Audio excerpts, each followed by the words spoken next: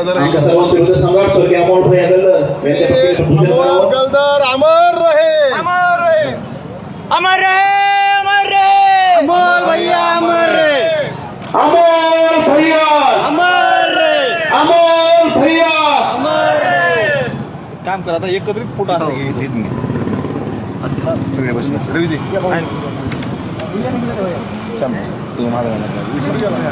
चालू केला का मागे जाऊन चालू का ते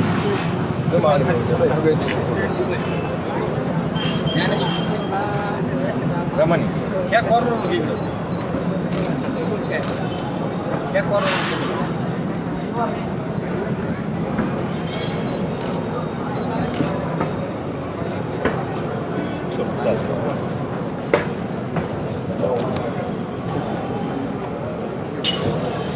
सर्व मान्यवरांना विनंती आहे त्यांनी आपापल्या जागी स्थानापन्न व्हावं.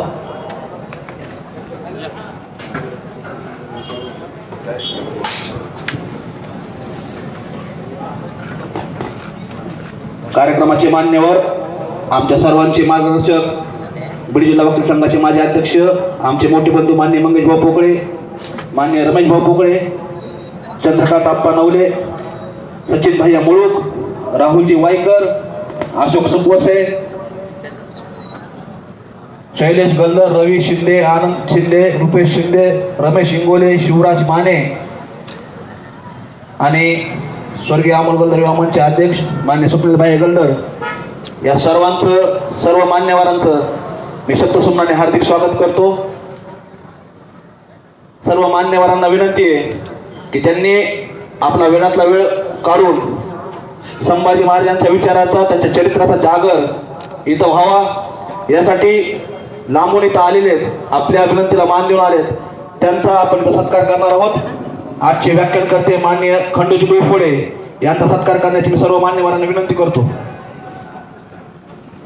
स्वर्गीय अमोल भैया गल्दर युवा मंचतर्फे सर्व मान्यवर मिळून आजचे व्याख्यानकर्ते मान्य खंडूजी डोईफोडे यांचा सत्कार करत आहेत.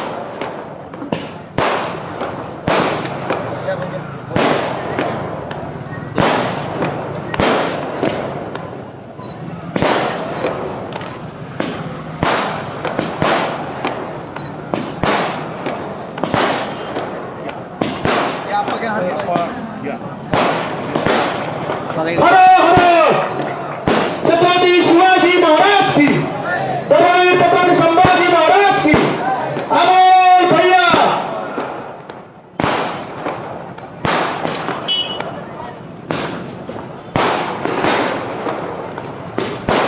आजच्या कार्यक्रमाचे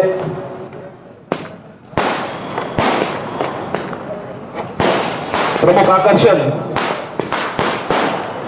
मान्य खंडूजी डोईफोडे यांचा इथं स्वर्गीय अमोल भैया गल्दर युवा मंच संस्कार संपन्न झाला आहे. मी आमच्या सर्वांचे परिवाराचे सदस्य मान्य विनोद आप्पा इंगोले यांना विनंती करतो की त्यांनी व्यासपीठ करावं.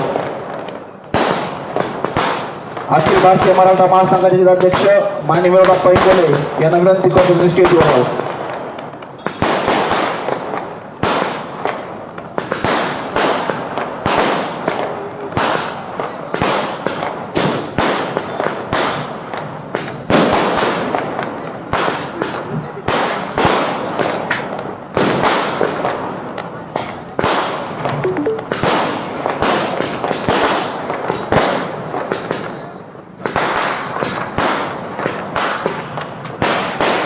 मान्य विनोद आप्पा इंगोले यांचं स्टेजवर आगमन झालं आहे. त्यांचंही सर्व परिवारातर्फे शब्दसुमनाने स्वागत करतो. मी मान्य खंडूजी डोईफोडे यांना विशेष नमूद करू इच्छितो की तुमचा सत्कार आम्ही इथं केला, तुमच्या लक्षात जर आला असेल तर सामूहिक सत्कार झालेला आहे सर्व मान्यवरातर्फे. त्याला आम्ही उपाधित अशी दिली सर्व परिवारातर्फे, कारण स्वर्गीय अमोल भैया गल्दर युवा मंच हा एक परिवार आहे. तुम्हाला इथं जे सगळं दिसतंय हा फक्त एक परिवार म्हणून इथं सगळे आले आहेत आणि हा जो सत्कार परिवार म्हणून केला इथं सर्वजण फक्त परिवार म्हणून सर्व मान्यवर एकत्र राहतात आणि ह्या सर्वांचा तुम्हाला आता अनुभव आला असेल. वय काही असो, अगदी वय 5 असो नाही तर 80 असो, सर्वजण इथं एक परिवार म्हणून राहताना त्यांचा उत्साह हा त्यांचा केंद्रबिंदू आहे. तुमच्या लक्षात आला असं मागे फोटो बघितला समितीचे सर्व सदस्य 25च्या आतले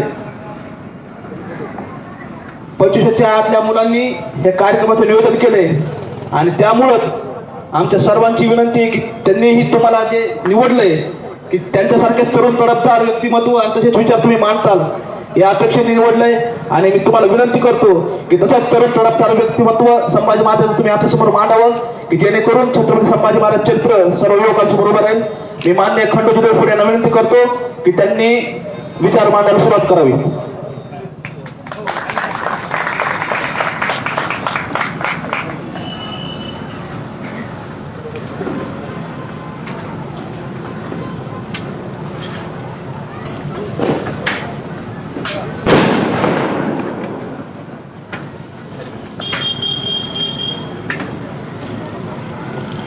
चेक हॅलो चेक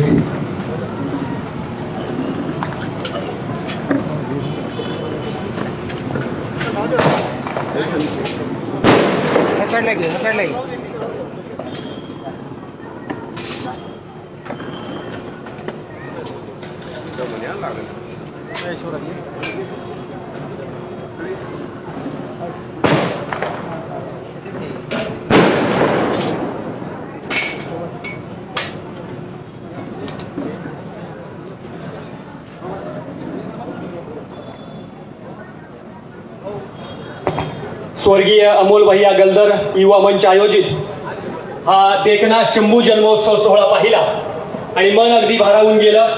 हे देखणं नियोजन आयोजन पाहून या तमाम शब्दांबद्दल एवढंच म्हणतो की उन्होंने नस देखी हमारी और बीमार लिख दिया.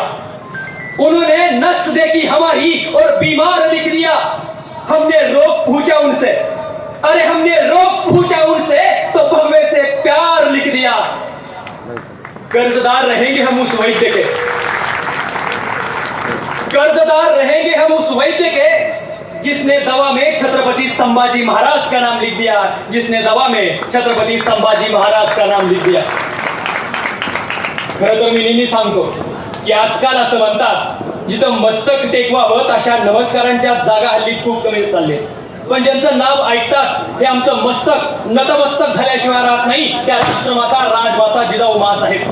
33 कोटी देवांची कोट्यावधी मंदिर असतील पण यांची पूजा फार कमी माणसं करतात. पण माझा राजा देव नाही पण कोट्यावधी लोक माझ्या राजाची पूजा करतात. ते जाणते राजे छत्रपती शिवाजी महाराज. पाठीवर तुफान घेऊन जे वादळ सह्याद्रीनं अनुभवलं, ज्यांचा पराक्रम पाहून इंद्रायणी भीमाई घाईवरल्या, ज्यांचं नुसतं नाव ऐकताच दिल्लीच्या औरंगेला घाम फुटायचा, ज्यांच्या नुसत्या डरकाळीने दिल्लीचा तख्त हलवायचं, असा ज्वलाज्वलंत देशधर्म पर मिटने वाला शेर शिवा का था महापराक्रमी परमप्रतापी एकही शंभू राजा था. छत्रपती संभाजी महाराज. अरे हात तुटेल पण तलवार तुटणार नाही, मान मोडेल पण इमान मोडणार नाही, अशी मर्दानगी सांगणारा महाराष्ट्रातला हर एक मावळा. भारताची राज्यघटना लिहित असताना मला जास्त कष्ट पडलेच नाहीत कारण माझ्या समोर शिवरायांचं स्वराज्य होतं असं म्हणणारे डॉक्टर बाबासाहेब आंबेडकर. प्रथम नमन मायभूच्या चरणा शिवछत्रपतींच्या चरणास मरुणी गातो कवना अशा आपल्या गणाची सुरुवात करणारे साहित्यरत्न अण्णाभाऊ साठे. मुलगा म्हणजे वंशाचा दिवा हे मान्य पण मुलगी म्हणजे त्या दिव्याची वात आहे आणि वातीशिवाय दिवा पेटूच शकत नाही असं म्हणणाऱ्या क्रांतिज्योती सावित्रीबाई फुले. भारतातली पहिली शिवजयंती साजरी करणारे आणि पहिला 1000 ओळींचा शिवरायांचा पोवाडा लिहिणारे महात्मा ज्योतिराव फुले. मला माझ्या आयुष्यामध्ये 1 रुपया मिळाला तरी चालेल पण ही माझी लाखो पोरं शिकली पाहिजेत असं म्हणणारे कर्मवीर भाऊराव पाटील मामासाहेब जगदाळे. अरे तरी जन्मानं मी मुसलमान शाहीर अमर शेख भाई, अरे तरी जन्मानं मी मुसलमान शाहीर अमर शेख भाई, महाराष्ट्र माझा धर्म आणि मराठी माझी आई असं अभिमानानं मिळवणारे बार्शी पुत्र शाहीर अमर शेख. ज्या ज्या महापुरुषांनी महाराष्ट्राला विचार दिला, आचार दिला, संस्कार दिला, संस्कृती दिली अशा सगळ्या महापुरुष नतमस्तक होतो. आणि खऱ्या अर्थानं आजच्या व्याख्यानाला सुरुवात करताना सुरुवातीलाच आपलं प्रेम स्वीकारून हे जे बांधलंय ते थोडं जरा सोडतोय. प्रेमातनं मुक्त होत नाही, फक्त सोडतोय. विचारपीठावरती उपस्थित आदरणीय मंगेशराव पोकळे साहेब, ज्यांनी मला खास आमंत्रित केलं ते आदरणीय स्वप्नील भाई गलदर, रमेश भाऊ पोकळे, चंद्रकांत पनवले, डोळे साहेब, मुकेश जगताप, सचिन भैया उणूक, राहुल वाईकर, अशोक सुकवशे साहेब, रमेश शिंगोले, रुपेश शिंदे, आनंदवीर, रवी शिंदे, शैलेश गलदर, त्याचबरोबर उत्कृष्ट फोटोग्राफर आमचे मित्र आदरणीय शिवराज माने, उपस्थित सर्वच मान्यवर. व्याख्यानाला सुरुवात करताना मी नेहमी एक उदाहरण सांगत असतो. एक माणूस असतो, तो एसटीची वाट बघत थांबलेला असतो. अचानक एसटी येते, तो माणूस त्या बसला हात करतो, बस थांबते, तो जवळ एका बाकावर बसतो एकटाच. कंडक्टर म्हणतो तिकीट द्या, तो माणूस म्हणतो 2 तिकीट द्या. कंडक्टर म्हणतो तुम्ही एकटेच आलाय, एकटेच बसलाय, एकच तिकीट घ्या ना, 2 कशाला घेताय? तेव्हा तो माणूस म्हटला एक तिकीट हरवलं तर दुसरं असावं म्हणून मी 2 तिकीट घेतोय. कंडक्टर हुशार, ती म्हणला जर एक हरवलं तर दुसरं घेताय, दुसरं हरवल्यावर काय कराल? त्यावेळेस त्या माणसानं खिशामध्ये हात घातला आणि मोफत एसटीचा पास काढून दाखवला. म्हणाला हा मोफत एसटीचा पास मी कशासाठी काढून ठेवला? मुळात मित्रांनो आमचं नेमकं हेच झालं. आम्हाला पहिलं तिकीट मिळालं शिवरायांचं, तेही आज आम्ही हरवून बसलो. दुसरं तिकीट मिळालं छत्रपती संभाजी महाराजांचं, तेही आज आम्ही हरवून बसलो. आणि आमच्या खिशामध्ये जो मोफत एसटीचा पास होता ना, तो पास होता जिजाऊ माँसाहेबांच्या संस्कारांचा, तो पासही आज आम्ही हरवून बसलो. मग आज नेमकं झालं काय? नाचू कीर्तनाच्या रंगी, नाचू कीर्तनाच्या रंगी ज्ञानदीप लावू जगी असं म्हणणारे संत नामदेव महाराज आज आम्हाला पाहायला मिळत नाहीत. पण आवाज वाढव डीजे, तुला आईची शपथ अशी म्हणणारी पोरं मात्र चौकात चौकात बसलेली आम्हाला पाहायला मिळतात. अरे तुम मुझे खून दो मैं तुम्हें आजादी दूंगा असे म्हणणारे सुभाषचंद्र बोस आम्हाला पाहायला मिळत नाही. पण तुम मुझे तंबाखू दो मैं तुम्हें चुना दूंगा अशी म्हणणारी कारकी मात्र आम्ही नेहमी पाहतो. अगर मैं इश्क भी लिखना चाहूं, अगर मैं इश्क भी लिखना चाहूं तो इनकलाब लिखा जाता है असं म्हणणारा भगतसिंग आज आम्हाला पाहायला मिळत नाही. पण तू मेरी नहीं हो सकती तो किसी की नहीं हो सकती अशी म्हणणारी कॉलेजची कार्टी कॅन्टीन मध्ये बसलेली पाहायला मिळतात. आणि हे सगळं पाहून एक कवी फार उद्विग्नपणे म्हणतो की अरे कभी ओठो केले मरे, कभी ओठो केले मरे, कभी नोटो केले मरे, कभी ओठो केले मरे, कभी नोटो केले मरे. अगर होते भगत सिंह जिंदा तो कहते सुखदेव हम बिकिन हराम जादो केले मरे, सुखदेव हम बिकिन हराम जादो केले मरे. म्हणजे महापुरुषांच्या विचारांचं बलिदान या मातीमध्ये व्यर्थ गेलं की काय अशी शंका जेव्हा जेव्हा मला येते. मला जेव्हा जेव्हा इतिहासापासून प्रेरणा घ्यायची असते, इतिहासापासून शिकायचं असतं, त्यामुळे इतिहासाला 2च नावं आठवतात. एक नाव आहे छत्रपती शिवराय आणि दुसरं नाव आहे छत्रपती शंभूराजे. खरं तर दोघांचाही विषय ज्वलंत आहे. आजच्या व्याख्यानाचा विषय आहे जगावं तर शिवरायांसारखं आणि मरावं तर शंभूराजांसारखं. खरं तर ज्यांच्या युवा मंचच्या वतीनं मी या ठिकाणी बोलायला आलो ते अमोल भैया.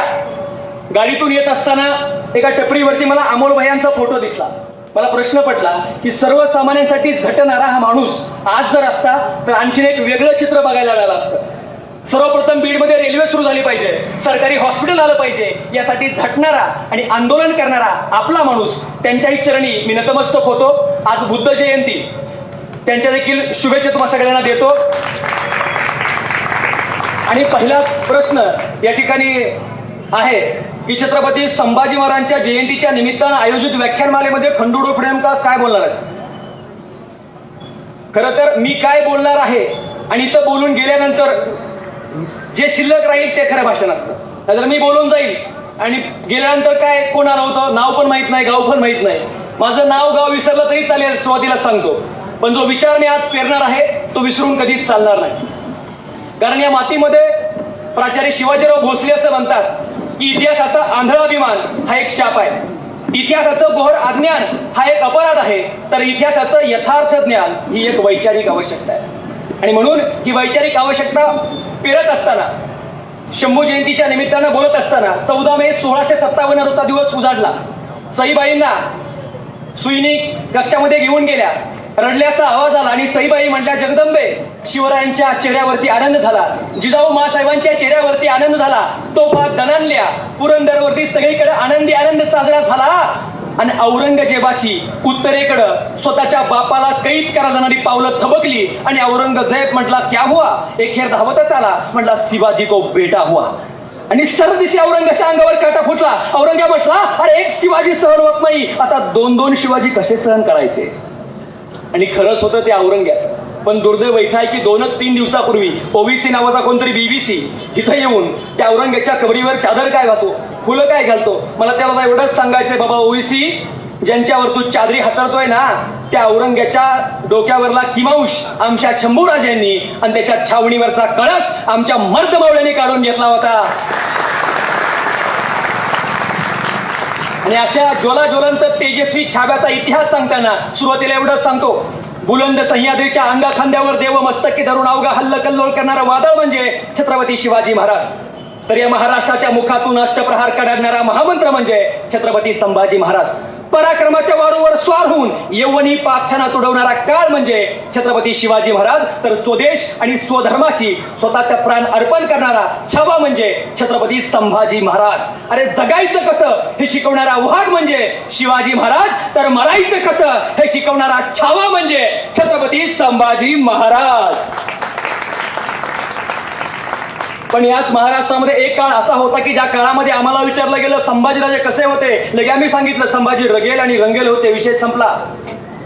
पण अनेक वर्ष लोटली. वासी बेंद्रे सारखे किंवा कमल गोखले सारखे, सदाशिव शिवदे सारखे इतिहास संशोधक निर्माण झाले. वासी बेंद्रेंनी 1 नाही 2 नाही 42 वर्ष शंभू चरित्राचा अभ्यास केला आणि खरंच शंभू चरित्र आमच्याजवळ मांडलं. आणि मग आमची प्रतिमा बदलली. आम्ही सांगायला लागलो संभाजी रंगेल नव्हते, तर संभाजी म्हणजे आग आहे, संभाजी म्हणजे रग आहे, संभाजी म्हणजे धग आहे आणि संभाजी म्हणजे सर्वोच्चतेचं परिमाण आहे. पण मुळात छत्रपती संभाजी महाराजांच्या बदनामीला सुरुवात झाली कुठून, हा सगळ्यात मोठा प्रश्न आहे. मल्हार रामराव चिटणीसांनी 122 वर्षांनी शंभूराजांबद्दल एक बखर लिहिली आणि या बखरेमध्ये खऱ्या अर्थानं शंभू चरित्र बदनाम करण्याचं काम झालं. मुळात कुणी बदनाम केलं हा विषय बाजूला राहतो, कारण याच महाराष्ट्रामध्ये आज वाजवा टाळी, हाकला मारी, मारा खराठा, हाकला मराठा, वाजवा तुंतुन, मारा बमणं अशा प्रकारचं गलिच्छ आणि गहाण राजकारण सुरू झालं. आणि शिवशंभूंचा इतिहास मात्र गड किल्ल्यामध्ये रडताना मला पाहायला मिळतो.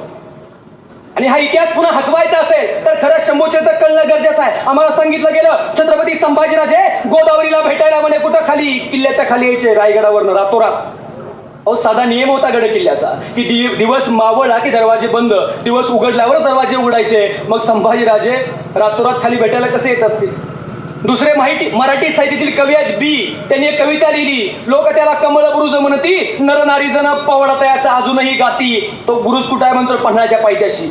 संशोधक गुळवणी जिथं गेले त्यांनी बघितलं तर तिथं कमळाची समाधीच नव्हती. असेलच कशी, कारण मुळात कमळाच अस्तित्वात नव्हती, गोदावरी देखील अस्तित्वात नव्हती. म्हणजे जन्माला आलेल्या शंभूराजांबरोबर जन्माला न आलेली अनेक स्त्री पात्र रोवली गेली, भोवली गेली आणि गवली गेली. आणि इथून खऱ्या अर्थानं छत्रपती संभाजीराजांच्या चरित्राचं हनन होण्यासाठी सुरुवात झाली. मुळात मी नेहमी सांगतो की शंभू चरित्र आम्हाला केव्हा कळेल, तर अगोदर शिवचरित्र कळणं गरजेचं आहे. बापच आम्हाला समजत नाही, पोरग कधी समजेल. पण दुर्दैवानं येता 4थीच्या वर्गापासून आम्हाला इतिहास शिकवायला सुरुवात झाली आणि 4थीच्या वर्गामध्ये शिवचरित्र आमच्याकडनं पाठ करून घेतलं. पण ते शिवचरित्र आमच्याकडून पाठ करून कसं घेतलं बरं, तर 4थीच्या वर्गातल्या मुलांना मी शिकवतो शिवरायांनी काय केलं. ती 4थीची पोरं म्हणतात शिवरायांनी शाहिस्तेखानाची बोटं तोडली, अफजलाचा कोथळा फाडला आणि सुरत लुटली. महाराजांनी काय केलं, फाडाफाडी, लुटालुटी, मारामारी नाही.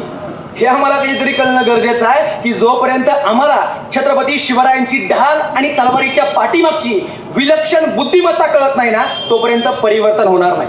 अरे तोच शाहिस्तेखान दररोज डायरी लिहून ठेवायचा, डायरीत घडलेले सगळे प्रसंग तो लिहायचा. त्यानं लिहून ठेवलंय, ज्या दिवशी माझी बोटं कापली ना तेव्हा सगळीकडे धावपळ सुरू झाली, सगळीकडे पळापळ सुरू झाली आणि शाहिस्तेखानाची बहीण धावत शाहिस्तेखानाकडे गेली आणि म्हणाली गजब हो गया, गजब हो गया, ओ नराधम सीवा मेरी छोटी बेटी को उठा कर ले गया. गर्दन काट सकता है मगर ये सीवा किसी औरत या बेटी पर कभी हाथ नहीं डाल सकता. तिने लिहून ठेवलं शाहिस्तेखानानं.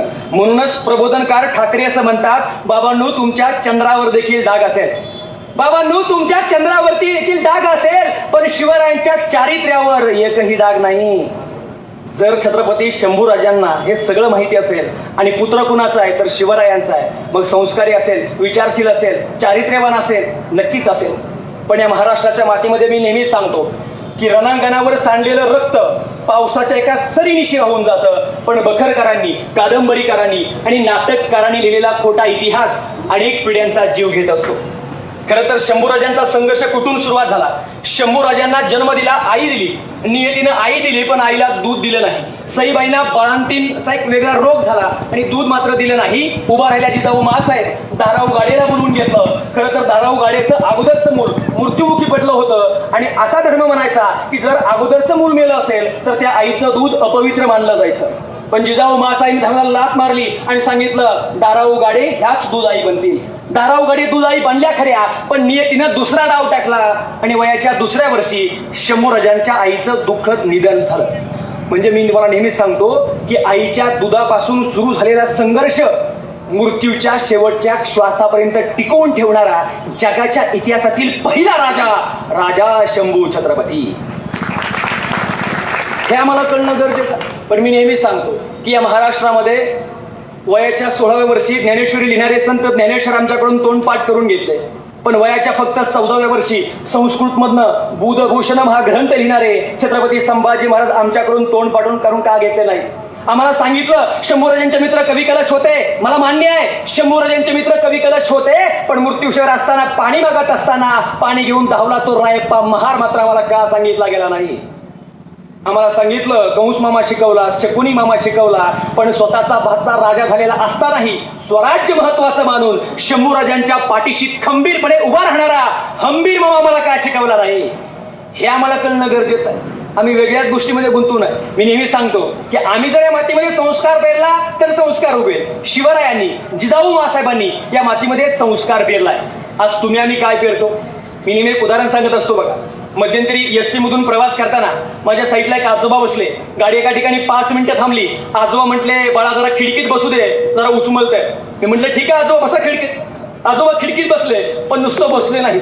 ते म्हातारं छातनं चिल्लर काढायचं, 1 2 3 4 5 मोजायचं, खिडकीच्या बाहेर बघायचं, खाऊवाला, पापडीवाला, बटाटे चिप्सवाला, पेपरवाला. म्हातारं घेत काहीच नव्हतं. सगळ्यांकडे नुसतं नजर टाकायचं, चिल्लर पुन्हा खिशात ठेवायचं, पुन्हा 1 2 3 सेकंदाला चिल्लर काढायचं, 1 2 3 4 5 मोजायचं. पापडीवाला पापडी घेईल, पाण्याची बाटली घेईल, पण घेत काहीच नव्हतं. पुन्हा चिल्लर ठेवायचं, 1 2 3 4 वेळा चिल्लर काढली, मोजली, घेतलं काहीच नाही. आणि जेव्हा गाडी स्टार्ट झाली, गाडी हळूहळू चालायला लागली, तेव्हा चिल्लर गडबडीत काढली, 1 2 3 4 5 हात बाहेर काढला आणि एक पेपर विकत घेतला. मी म्हटलं आजोबा गाडी एका ठिकाणी म्हटलं 5 मिनिटं निवांत थांबली होती, तेव्हा तुम्ही काहीच घेतलं नाही, पण गाडी सुरू झाल्यानंतर तुम्ही कसा पेपर घेतला. तेव्हाच ते आजोबा म्हटले त्या चिल्लर मधला 1 रुपया खोटा होता, पण जर गाडी थांबल्यास तर दिला असता तर त्याला कळलं असतं आणि त्याने मला पेपर दिला नसता. काय म्हटलं ठीक आहे आजकालचे आजोबा पण खोटे बोलते. ठीक आहे म्हटलं चलू द्या.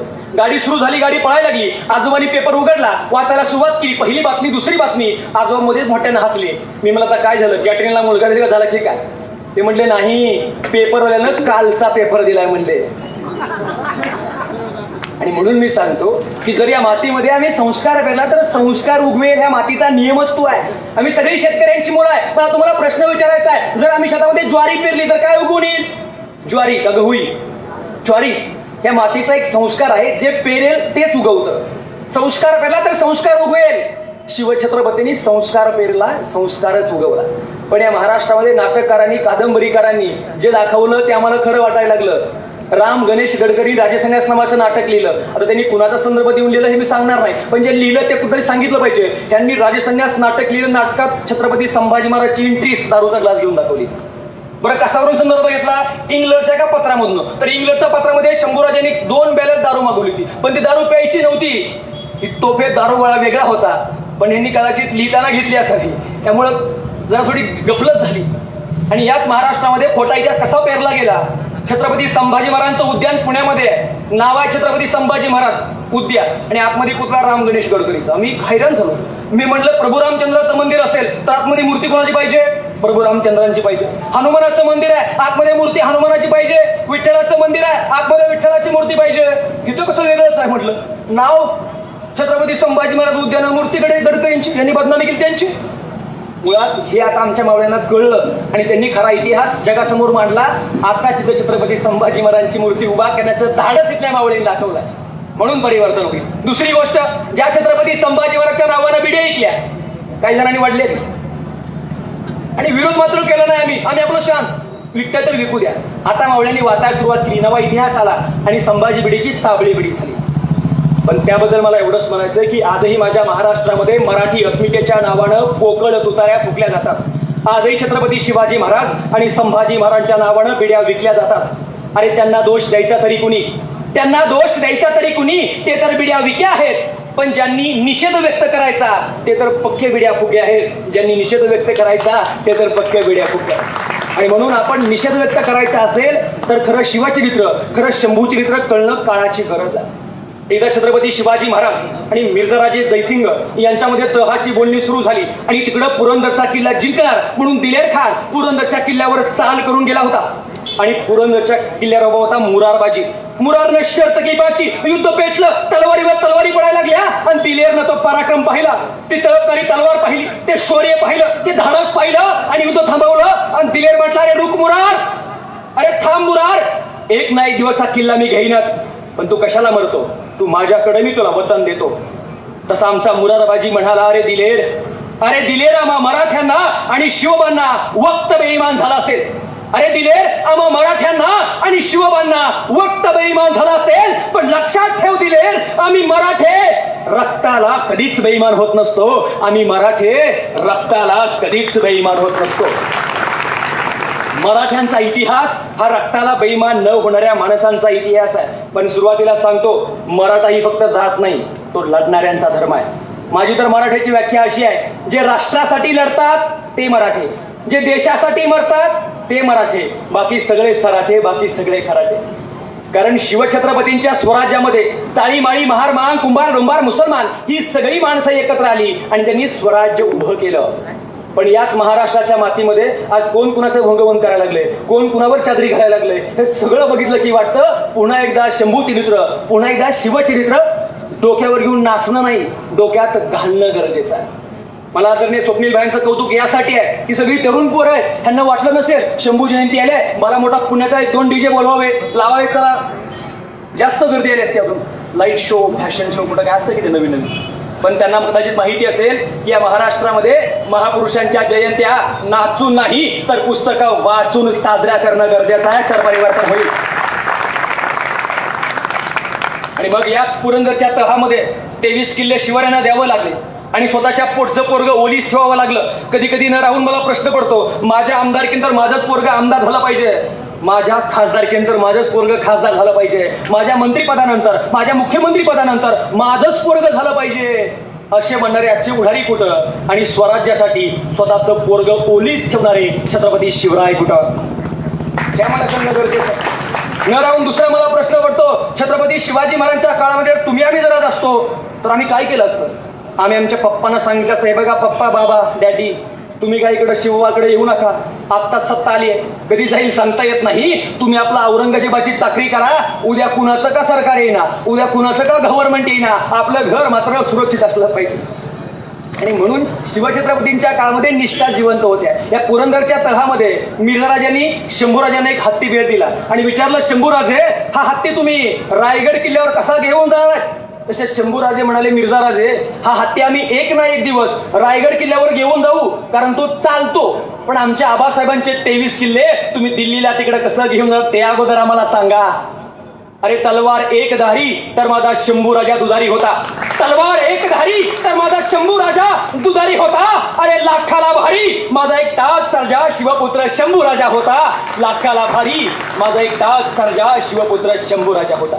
फक्त इतिहास ऐकताना एकच गोष्ट लक्षात ठेवा, ग्रँड डफ नावाचा एक इतिहास संशोधक आहे, तो ग्रँड डफ असं म्हणतो की शिवरायांनी स्वराज्य निर्माण केलं म्हणून ते मोठे नाही, शिवरायांनी गड किल्ले जिंकले म्हणून ते मोठे नाही, शिवरायांनी धनसंपत्ती मिळवली म्हणून ते मोठे नाहीत. शिवराय मोठे यासाठी आहेत, त्यांनी इथल्या अस्मिता हरवलेल्या लोकांच्या मनामध्ये संघटनेची, एकतेची भावना निर्माण केली म्हणून शिवराय मोठे आहेत. हे आम्हाला कळणं गरजेचं आहे, तर परिवर्तन होईल. नाहीतर तो शिवा काशीत न्हाव्याचं पोरग, कुणाचं? न्हाव्याचं पोरग शिवा काशीत पालखीत बसलं, खोटा शिवाजी बनलं. त्याला माहिती होतं ही पालखी साधीसुधी पालखी नाही, ती मृत्यूची पालखी आहे, आपण सापडणार आहोत, मरणार आहोत. आणि हेच शिवा काशीद मरताना म्हणतोय, अरे जरी जन्मताना मी शिवा काशीद म्हणून जन्माला आलो असलो तरी मरताना शिवाजी महाराज म्हणून मरतोय. हे भाग्य काय कमी आहे का? माणसं मातीसाठी मेली, सहज मेली, अशी उठली आणि लगेचच मेली. पण का मेली याच्या पाठीमागचं कारण आहे निष्ठा, स्वाभिमान. नाहीतर आज आमदाराच्या, मंत्र्याच्या, मुख्यमंत्र्याच्या, प्रधानमंत्र्याच्या सभेला माणसं पैसे देऊन गोळा करतात, हे 500 घे, 1000 घे, 2 तास. ते 1500 3 तास बस फक्त गर्दी कर. शिवाजीराजांनी माणसं मरायला गोळा केली. कठीण काम आहे. तिथली परिस्थिती जर आज आपण अनुभवली तर आपल्याला कळेल की हे जे दिसतंय ना, जे अनुभवलंय, आणि अजून एक 200-300 वर्षानंतर जर आम्ही आमच्या मुलांना सांगितलं की शिवाजीराजे महाराष्ट्रात जन्माला आले होते तर कदाचित त्यांना खरं वाटणार नाही. राजांना माहिती होतं हा रामजी पांगेरा मरेल पण किल्ला जाऊ देणार नाही, आणि झालं तसंच. रामजी पांगेरा लढता लढता मातीसाठी शहीद झाला. दुःख वाटलं महाराजांना. अरे म्हणजे तरुण पोरग मातीसाठी मेलाय, त्याच्या म्हाताऱ्या वडिलांना जाऊन भेटावं. आणि महाराज त्या झोपडीमध्ये गेले, त्या खाली पालावर बसले. म्हातारा डसा डसा रडला, म्हटला राजे उमरा पावन झाला, तुम्ही आमच्या दारी आला. राजे गेले, दुःख व्यक्त केलं, सांत्वन व्यक्त केलं, आणि सोबत एक मदत म्हणून पैशाची थैली आणली होती. ती थैली काढली आणि त्या 80 वर्षाच्या थरथरणाऱ्या म्हाताऱ्याच्या हातात धरली. तसा तो म्हातारा ताडकन उभा राहिला आणि म्हटला राजे राजे शेर कभी बिकते नहीं पैसों के बाजार में, शेर कभी बिकते नहीं पैसों के बाजार में, और बिकने वाले कभी टिकते नहीं छत्रपति शिवाजी महाराज के दरबार में, बिकने वाले कभी टिकते नहीं छत्रपति शिवाजी महाराज के दरबार में. राजे पैसे नको आम्हाला, राजे पैसे नको, फक्त एक विनंती आहे राजे, आम्हाला आणखीन एक पोरगा आहे रूपाजी पांगेरा, घेऊन जावा रूपाजीला. जिवंत राहिला, रक्त जिवंत राहिला. गावामध्ये माझं व्याख्यान झालेली सहज कार्यकर्त्यांना, आणि संतोष महाडिकचं ते शहीद पार्थिव सातारा त्यांच्या घरापुढे आणलं गेलं. तसं संतोष महाडिकचं 5 वर्षाचं स्वराज नावाचं पोरग आईकडे धावत गेलं आणि आईला म्हटलं आई बाबा आले, बाबा तर मला फिरायला घेऊन जाणार आहेत. काय सांगायचं. आईच्या डोळ्यामध्ये घळकन पाणी आलं आणि ती आई म्हटली बाळा स्वराज तुझे बाबा आता कधीच उठणार नाही, ते शहीद झालेत. तसा स्वराज म्हणाला अगं आई बाबा कोणासाठी शहीद झाले, मतं विकणाऱ्या जनतेसाठी की भ्रष्टाचार करणाऱ्या पुढाऱ्यांसाठी. त्याही हुंदका आणून म्हणाली बाळा स्वराज तुझे बाबा शिवरायांच्या मातीसाठी शहीद झाले, बाळा स्वराज तुझे बाबा शिवरायांच्या मातीसाठी शहीद झाले. पण याच महाराष्ट्रामध्ये रांजाच्या पाटलानं एका महिलेवरती अब्रू लुटली. खबर महाराजांना कळाली. पाटील आहे म्हणून माफ करू शकले असते महाराज, पण सक्त आदेश दिला हातपाय कलम करा त्या नाराधमाचे. अशा शिवरायांचा पुत्र संभाजीराजे हे चारित्र्यवान असलेच पाहिजे असं मान्यच करावं लागेल, किंवा ते होतेच, पण ते आमच्यापर्यंत व्यवस्थित पोहोचलं नाही. अहो ज्या छत्रपती शिवरायांनी स्त्री ही मराठ्यांच्या घरातील देवता आहे असं सांगितलं. वामनदादा कर्डक खूप छान म्हणतात बघा, शिवरायांच्या राज्यामध्ये नव्हती कशाची वान, शिवरायांच्या राज्यामध्ये नव्हती कशाची वान, आनंदाने नांदत होते हिंदू मुसलमान, हिंदू मुसलमान. असाच होता राजा माझा माणुसकीची खान. जय जय शिवराया, जय जय शिवराया. काळ्या राती चमकत होत जिच्या रूपाचं ऊन, काळ्या राती चमकत होत जिच्या रूपाचं ऊन, अशी देखणी होती एका मुसलमानाची सून. अरे आई म्हणाला तिला हा माझा राजा हा गुणवान, राजा हा गुणवान. शत्रूच्या स्त्रीला देखील आई म्हणण्याची जिगर आणि उमेद ह्या राजामध्ये होते, म्हणून परिवर्तन झालं. नाहीतर कुणीही कुणासाठी मरत नसतं. शिवरायांसाठी माणसं मिली या कारणासाठी. पण आज खरं शंभूचरित्र आणि खरं शिवचरित्र आमच्यापर्यंत कधी, मला कधी कधी कार्यकर्ते म्हणतात सर शिवरायांची जयंती तिथीला की तारखेला, शंभूराजांचा अमुकच आणि तमुकच, शिवरायांचे गुरु कोण होते त्याच्यामुळे भांडणं. ह्या महाराष्ट्रामध्ये तुम्हाला सगळ्यांना हात जोडून विनंती करायची आहे, शिवरायांचे गुरु कोण होते, शिवरायांची तारखेला का तिथीला, हा वाद घालत बसण्यापेक्षा शिवरायांचा जो विचार आहे तो माणसं जोडण्याचा विचार आहे, तो आम्ही जपतो का, हा सगळ्यात मोठा प्रश्न आहे. नाहीतर आम्हाला आज सगळ्या गोष्टीवर बोलूयात आपण. छत्रपती शिवरायांनी वयाच्या 7व्या वर्षी आरमार स्थापन केलं. धर्म सांगायचा समुद्र प्रवास करू नका, पण शिवरायांनी लाथाडला आणि धर्माला लाथाडून आरमार स्थापन केलं. छत्रपती संभाजी महाराजांनी त्याच पावलावर पाऊल टाकलं आणि छत्रपती संभाजी महाराजांनी तरंगता, जगातला पहिला तरंगता तोफखाना शंभूराजांनी निर्माण केला. जगातलं पहिलं बुलेट प्रूफ जॅकेट माझ्या शंभूराजांनी निर्माण केलं. आम्हाला सांगितलं गेलो की छत्रपती शंभूराजांनी शिवरायांची जी निष्ठावान माणसं होती, अण्णाजी दत्तो वगैरे, त्यांना हत्तीच्या पाय दिलं. निष्ठावान वगैरे नसतात ती स्वराज्यद्रोही माणसं. हा आदर्श मला वाटतं शिवरायांचाच घेतलेला आहे. कारण अफजल खानाच्या प्रसंगावेळी कृष्णाजी भास्कर कुलकर्णी शिवरायांनी कापला स्वराज्य धोई होता म्हणून, आणि त्यांचाच आदर्श शंभूराजांनी घेतला हत्तीच्या पायी तोडून त्यांना. आणि हा देखील कुठेतरी आम्हाला जमावजमाव करणं गरजेचं आहे. नाहीतर आम्ही आज आमचं नेमकं काय होतंय, धर्म म्हणून आम्ही वेगळ्या दृष्टीने चाललोय. धर्म आहे, मान्य आहे. छत्रपती शिवाजी महाराजांच्या काळामध्ये नेतोजी पालकर कुली खान झाला, दाढी वाढवली, धर्म बाटला म्हणून बाहेर गेला, पण मन बदललं होतं, निष्ठा बदलली नव्हती. वेश बदलला होता, पण मन मात्र कधीच बदलत नव्हतं. शिवरायांसमोर उभा राहिला नेतोजी म्हटला, राजा धर्मात घ्या राज.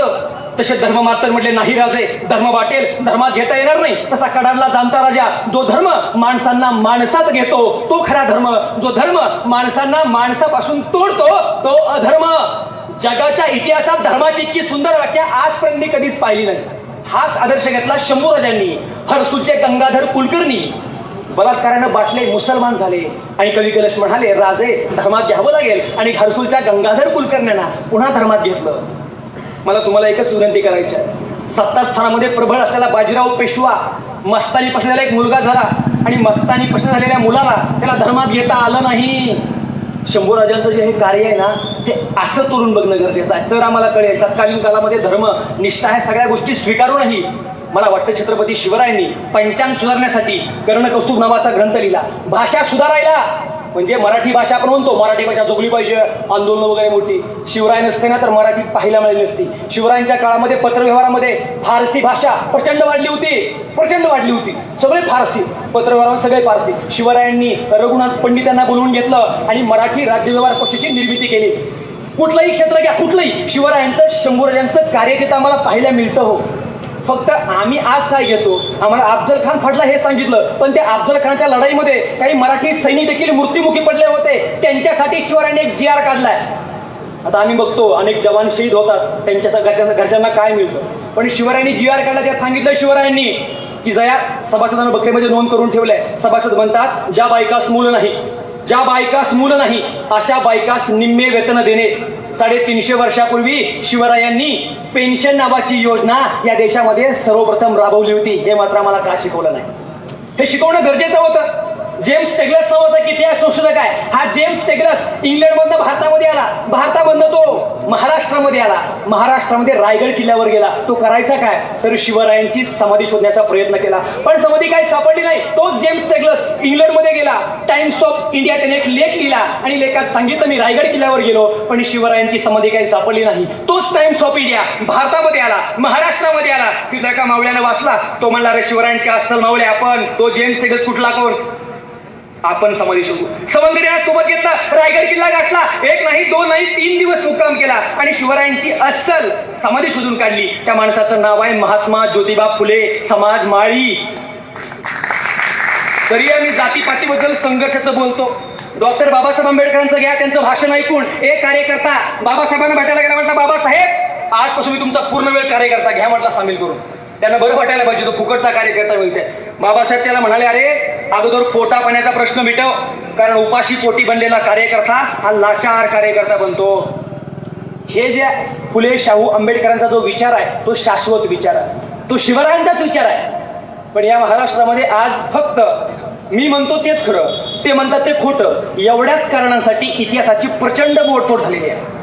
आणि थांबवायची असेल तर मला माझ्या मनाला चिकित्सक पद्धतीने प्रश्न विचारून मला वाटतं, मला काय योग्य वाटतं या गोष्टीबद्दल विचार करणं गरजेचं आहे, तर परिवर्तन होईल. एकदा छत्रपती शिवराय आलमगीर औरंगजेब बादशाकडं आग्र्याला गेले. आलमगीर खूप खतरनाक कपटी मनाचा. त्यानं शिवरायांना कैद केलं, गळ्यावर तलवार ठेवली आणि विचारलं, सांग शिवाजी तुला कसं मारू. आम्ही असो तर घाबरगुंडी झाली असती. शिवाजीराजे त्या औरंगजेबाला म्हणाले, अरे औरंगजेबा हवेमध्ये मशाल पेटवून हवेला कधी जाळता येत नाही. अरे औरंगजेबा हवेमध्ये मशाल पेटवून हवेला कधी जाळता येत नाही. समुद्रामध्ये तलवार चढून समुद्राला कधी कापता येत नाही. मारायचं असेल तर आत्ताच मार, नाहीतरी मराठ्याची अवलाद तुला 4 मुंड्या चित केल्याशिवाय सोडणार नाही. औरंगजेब म्हणला, रे पण कैद कोण आहे, तू का नाही. ठीक आहे म्हणला. शिवाजी काय ऐकत नाही. शंभूराजांना बोलून घेतलं. शंभूराजांचं वय फक्त 9 वर्ष आणि विचारलं शंभूराजांना, शंभूराजे तुम्ही उत्तम कुस्ती खेळता, शंभूराजे तुम्ही उत्तम मल्लविद्या जाणता, आमच्या दरबारात पण काही कुस्तीगीर आहेत, तुम्ही कोणाबरोबर कुस्ती खेळाल? तसा कडाडला हा छावा. तो म्हटला बादशाहजी गुस्ताखी माफ हो, पण आम्ही आमच्या लायकीच्या माणसांबरोबर कुस्ती खेळतो आणि आमच्या लायकीचा एकही मल्ल तुमच्या दरबारात नाही. औरंगजेब म्हणला अरे काय आहे ते मराठी त्यांच्या पोरांना खायला तरी काय घालतात? आणि तोच आलमगीर औरंगजेब बादशाह, आशिया खंडातलं सगळ्यात मोठ्या साम्राज्य असलेला बादशाह, आशिया खंडातल्या सगळ्यात छोट्या साम्राज्य असलेल्या शंभूराजांना कैद करता येत नाही म्हणून स्वतःचा किमांश मातीमध्ये फेकून देतो. मातीमध्ये किमांश फेकून दिल्यामुळे पाचू मोती तुटले होते, पण मीची मराठ्यांची स्वराज्यावरील निष्ठा तुटली नव्हती. पाचू मोती फेकून देवळे विखुरले गेले, पण संघटित होती तिथल्या 18 पगड जातीची शक्ती. औरंगजेब स्वतंत्र हिरावण्यासाठी आला होता आणि या मातीतला मर्द मावळा स्वतंत्र जपण्यासाठी लढत होता. अरे सत्तेसाठी त्या औरंग्यानं इमान निघलं होतं, सत्तेसाठी त्या औरंग्यानं इमान निघलं होतं, म्हणून तर दिल्लीचं तख्त आमच्या शंभूराजांपुढे झुकलं होतं, म्हणून तर दिल्लीचं तख्त आमच्या शंभूराजांपुढे झुकलं होतं. हा ज्वलंत तेजस्वी इतिहास मांडत असताना तुम्हाला मला एवढीच विनंती करायची आहे, या मातीमध्ये शिवाजीराजे जर आज असते तर तुमच्या हातामध्ये ढाल किंवा तलवार दिली असती. महाराष्ट्र पेटला पाहिजे. पापाचा आहे महाराष्ट्र पेटायला. हा महाराष्ट्र महापुरुषांचा आहे, त्यांच्या संस्कारामधनं घडलेला हा महाराष्ट्र आहे, असा उगाच पेटत नसतो तो. पण या मातीमध्ये आज कुणीही उठताना काही पेटवापेटीची भाषा करतं. त्यांना मला एवढं सांगायचं आहे, छत्रपती शिवरायांचा जो महाराष्ट्र आहे ना, तो संस्कारानं मोठा झालेला महाराष्ट्र आहे. तो असा उठून कधीही पेटत नसतो. पेटण्यासाठी त्याच्या अंगामध्ये फुले शाहू आंबेडकरांचं रक्त आहे, तो योग्य वेळी पेटतो. पण हा इतिहास मात्र बाटवण्याचं काम जे कोणी करतात ना, त्यांना मला एवढं सांगायचं आहे, वो आ भी भरते है तो बदनाम नहीं होते, लेकिन हम आ भी भरे तो बदनाम हो जाते. अशी अवस्था आहे. आणि अशा अवस्थेमध्ये जो इतिहास आहे, अहो शिवरायांबद्दल शंभूराजांबद्दल तुम्ही तर चांगलं बोलूच, पण फ्रेंच प्रवासी ॲबेकरे भारतामध्ये आला आणि ॲबेकरेनं शंभूराजांचा पराक्रम पाहिला, शौर्य पाहिलं, धाडस पाहिलं, आणि तो ॲबेकरे म्हणतो अरे काय संभाजी राजा आहे. त्याचे वडील त्याला 10,000च्या तुकडीचं नेतृत्व देतात आणि हा बापाच्या कीर्तीला साजेल असा शिवराज आहे. मला सांगा, शंभूराजे रगेल आणि रंगेल असते तर ॲबेकरेने काय घेतली होती का असं लिहायला? ॲबेकरेने लिहिलेलं योग्यच आहे. ईश्वरदास नागर असेल किंवा खाफी खान नावाचा औरंगजेबाचा चारित्र्य करणारा खाफी खान, तो असं म्हणतो की छत्रपती शंभूराजे हे छत्रपती शिवरायांपेक्षा 10 पटीने त्रासदायक आहे. उगीच म्हणत नाही, त्याच्या पाठीमागं कारण आहे. तो आलमगीर औरंगजेब बादशाह इथं महाराष्ट्रामध्ये महाराष्ट्र जिंकायला आला, पण तो म्हटला रे जिंकायचं पहिल्यांदा काय, पण त्याला जिंकणं शक्य नव्हतं. त्यानं त्याचं विजापूरकडे सगळं सीन वळवलं. विजापूरचा आदिलशाह एका वर्षाच्यानं जिंकून घेतला, कुतुबशाही एका वर्षात जिंकली आणि शंभूराजांचं स्वराज्य त्याला 9 वर्ष जिंकता येत नव्हतं. हा पराक्रम, हे शौर्य, हे धाडस कुणाचं? शंभूराजांचं.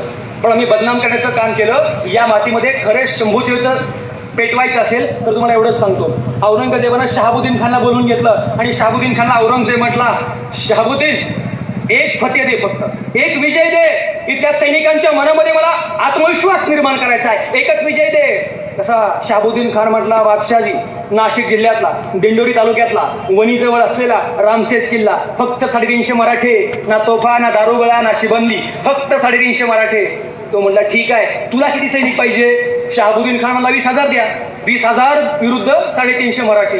गेला शहाबुद्दीन खान रामसेज किल्ल्यावर जाऊन. जाताना त्याला औरंगजेबानं विचारलं, शहाबुद्दीन पण किल्ला कधीपर्यंत घेतो? शहाबुद्दीन म्हणला सकाळ नाश्ता करून जातो, दुपारी जेवणापर्यंत किल्ला घेतो. त्याला खूप भारी वाटलं. अरे म्हटलं पहिला विजय मिळणार आहे. गेला सगळं 20,000 सैन्यसागर घेऊन रामसेजवर चढायला सुरुवात झाली. मोगलांचं सैन्य निम्या वाटत गेले, ना प्रतिकार ना प्रतिहल्ला ना युद्ध. शहाबुद्दीन खान म्हटलं मला बघून घाबरले की काय? म्हटलं अरे म्हटलं हे काय लढायची यांची काय आहे का नाही? म्हटलं लढतच नाही. असं करत करत आता किल्ला जिंकणार एवढ्यात 350 मराठे उठले, हातामध्ये गोपण्या घातल्या, गोपणी दगडं भरली, बिर बिर रपारप मोगलांची टाळकी शेकली. मोगल भागो भागो करत पायथ्याशी आले. शहाबुद्दीन खान म्हणला अरे कैसे ये मराठे, पत्थरों से खेलते हैं. पण त्याचा एक सेवक नामी होता, तो गेला शहाबुद्दीन खानकडं. तो म्हणला शहाबुद्दीन खान आज आपण चालत चालत गेलो, दगड डोक्यावर येऊन लागली. ती म्हणला मग आता उद्या म्हणला आपण सरपटत जाऊ, म्हणला दगड वरून निघून जातील.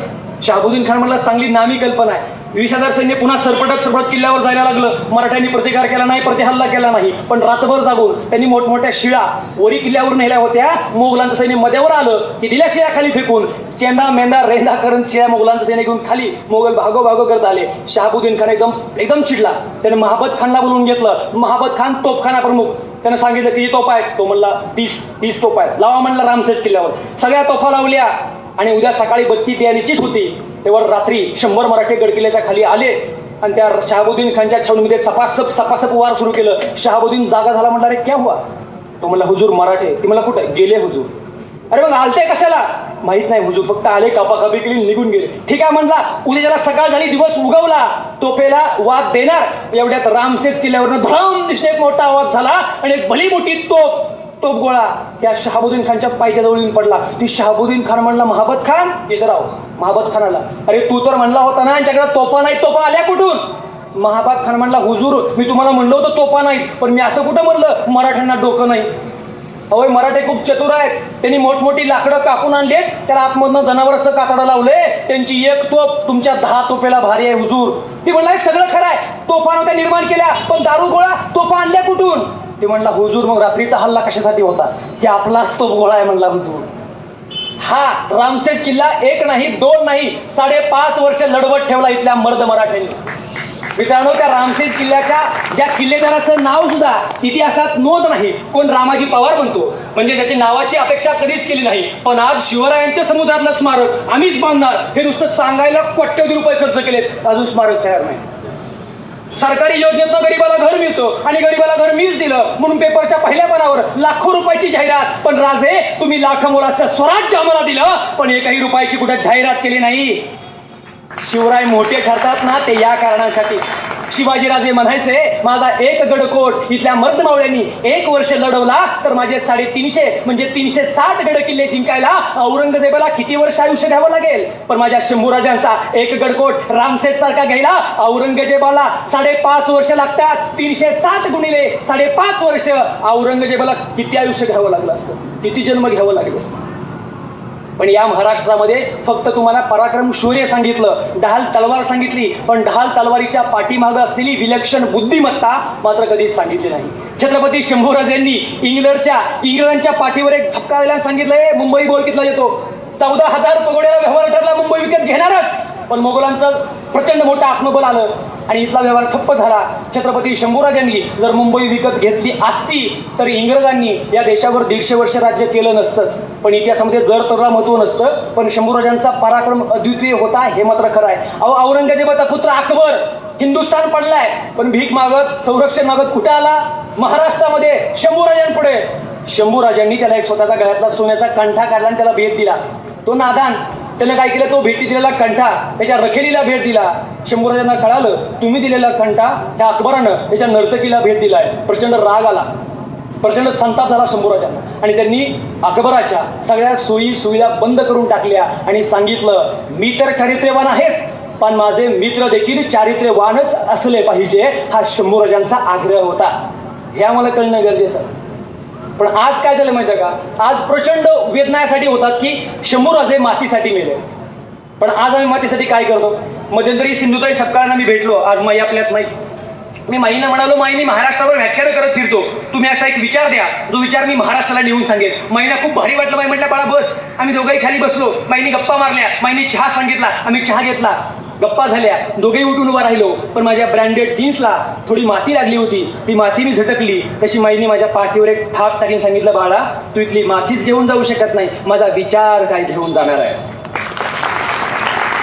आज आमच्या पोरांना मातीची ऍलर्जी झाली आणि माझा बाप शेतकरी आहे ही सांगायची लाज त्यांना वाटायला लागली. ती म्हणतात सचिन तेंडुलकरनं 18,000 धावा काढल्या. अरे सचिननं 18,000 धावा काढल्या, सरकारनं त्याला भारतरत्न पुरस्कार देऊन गौरवलंय. तुझा बाप या बांधाची त्या बांधाला दररोज लाखो धावा काढतो, त्या धावा इथल्या सरकारनं कधी मोजल्या नाहीत आणि तुझ्या बापाला पिकाला हमी भाव दिला नाही. मध्यंतरी माझं यवतमाळला व्याख्यान झालं. यवतमाळला व्याख्यानासाठी पत्रकार मला म्हटले, सर तिथे एका शेतकऱ्याने आत्महत्या केली, फक्त नजारा बघून या. मी मला नजारा नसतो बघायचा, पण दुःख बघून येऊ. बघायला गेलो, झाडावर त्या शेतकऱ्याचं प्रेत लटकत होतं आणि शेतकऱ्याचं नादान पोरगं मंदिरात नारळ फोडत होतं. पत्रकार म्हणले, अरे हरामखोर बापाने आत्महत्या केली आहे, मड अजून खेळतो तो नारळ फोडतोय. तो म्हणला, साहेब मी नारळ यासाठी फोडतोय की माझ्या बापाचा पुढचा जन्म शेतकऱ्याच्या पोटी नाही तर गायीच्या पोटी दे म्हणावं, कारण महाराष्ट्रामध्ये गायी वाचवायला कायदा आहे पण शेतकरी जगायला एकही कायदा नाही. आणि मग आम्ही कुठल्या गोष्टीवर लढतोय, कुठल्या गोष्टीवर बोलतोय. छत्रपती शिवरायांच्या काळामध्ये दुष्काळ पडला तर शेतकऱ्या माफ व्हायचा, बी बियाणं मोफत वाटलं जायचं, बैलजोड्या वाटल्या जायच्या. आज दुष्काळ पडला की खतं महाग होतात, बी बियाणं महाग होतं. प्रचंड वेदनादायी आहे. आणि हे सगळं थांबवायचं असेल तर मला वाटतं ज्वलंत तेजस्वी इतिहास अनुकरण करणं गरजेचं आहे. पण माझा एक मित्र आहे साहेब, तो खूप शंभू भक्त आहे, चंद्रकर्ण सुद्धा लावतो, दाढी वाढवतो, मिशा वगैरे असं टाकाटक. मी त्याला म्हटलं सगळं खरं बाळा, फक्त तू काय कर म्हणलं, आजपासून गुटखा मावा खाऊ नको. ते म्हणला, ओ डोईपुढे सर, अख्ख्या महाराष्ट्राला वरून सांगा मला गुटखा मावा खाऊ नको, माझ्या काय नादाला लागू नका म्हटला. मी माझ्या बापाला घाबरत नाही, तुम्हाला काय घाबरणार म्हटलं. त्यानं क्षातनं पुडी काढली असलं, मिक्सर काय नवीन आलं हातात घेणार, एवढ्यात त्याला त्याचा बाप दिसला. बापाला पाहत त्यानं पुढीला पुढली. मी म्हणलं आता तर बोलवता बापाला घाबरत नाही, कसं काय घाबरला. ते म्हणला, घाबरलो मी बोललो नाही, गैरसमज करून घेऊ नका म्हटला. बापानं जर पुडी बघितली असती त्यातली निम्मी मागून खाल्ली असती म्हणला, मग दिवसभर मी काय खायचं. म्हणजे मी नेहमी सांगतो की जर दुधामध्ये पाणी ओतलं तर त्याला भेसळ म्हणतात, पण आज संस्कारामध्ये भेसळ झाली आहे, प्रचंड भेसळ. आज आमच्या दारापुढचा सडा गेला आणि आमच्या घरामध्ये राडा झाला. आज आमच्या दारापुढची तुळशी गेली आणि आमच्या घरातली माणसं आळशी झाली. आज आमच्या दारापुढची रांगोळी गेली आणि आमच्या घरातली माणसं रंगोळी झाली. आणि आमची पोरं सुद्धा म्हणायला लागली, एक्सक्यूज मी, मेरा दिल तेरे पे फिदा रे. आणि का नाहीच म्हणणार ती पोरं. सकाळी त्यांची आई लवकर उठते, त्यांना नाश्ता तयार करते, त्यांना चहा पाणी करते, त्यांचे कपडे धुते, त्यांना स्वयंपाक करते, त्यांना जेवायला वाटते, त्यांची भांडी धुते, त्यांचे कपडे. दिवसभर आई काम करते तरी टीव्हीला मालिका असते, आई कुठं काय करते. आणि आम्ही सहकुटुंब सहपरिवार, अरे वा काय चाललंय. आम्ही काय बघतो, काय पाहतो यावर देखील संस्कार घडत असतात. माझा एक मित्र आहे, तो मध्यंतरी मुलगी पाहायला गेला. आता मुलगी पाहायचा कार्यक्रम इथल्या बऱ्याच जणांच्या नशिबात नाही, हे मान्यच करावं लागेल, नाही. पण तो गेला, त्याचं नशीब होतं. तो गेला आणि सहज त्या मुलाच्या वडिलांनी मुलीच्या वडिलांना विचारलं, मुलगी काय करते आहे. त्यांनी म्हणायला पाहिजे होतं BSc करते आहे, MA करते आहे, स्पर्धा परीक्षा करते आहे. पण ते जरा म्हणले नका ते मोठं सांगू म्हटले. ते म्हणले आमची मुलगी हिरोईन आहे म्हटले, अभिनेत्री. त्याला खूप भारी वाटलं, अरे आपलं हेकणं असलं म्हटलं आणि त्याला अभिनेत्री मिळायला लागले. बरं ठीक आहे म्हटला, कुठला चित्रपट, एखादा चित्रपट मालिका बिलिका. ते म्हणला चित्रपट मालिका बिलिका नाही म्हणला, टिकटॉकवर त्यांनी रील्सवरती त्या थेरी गौकिम सारखी अभिनेत्री आहे म्हणजे. त्याला काय कळलं नाही. ते म्हणणार बरं ठीक आहे बाबा म्हणले. मुलीच्या वडिलांनी मुलाच्या वडिलांच्या पोरं तुमचं काय करतोय. हे म्हणलं आता ह्यानं एवढं मोठं सांगून ठेवलंय, आता आपण हातभर तरी सांगू. तर म्हणलं आमचं पोरगं फौजी आहे म्हटलं. त्याला खूप भारी वाटलं, अरे म्हटलं आपला जावाई राष्ट्रभक्ती देशभक्ती फौजी काम. अरे म्हणला वा, कुठली बटालियन म्हटला. ते म्हणला कसली बटालियन म्हटला, दिवसभर नुसती पबजी खेळतोय म्हणला, जय पबजी.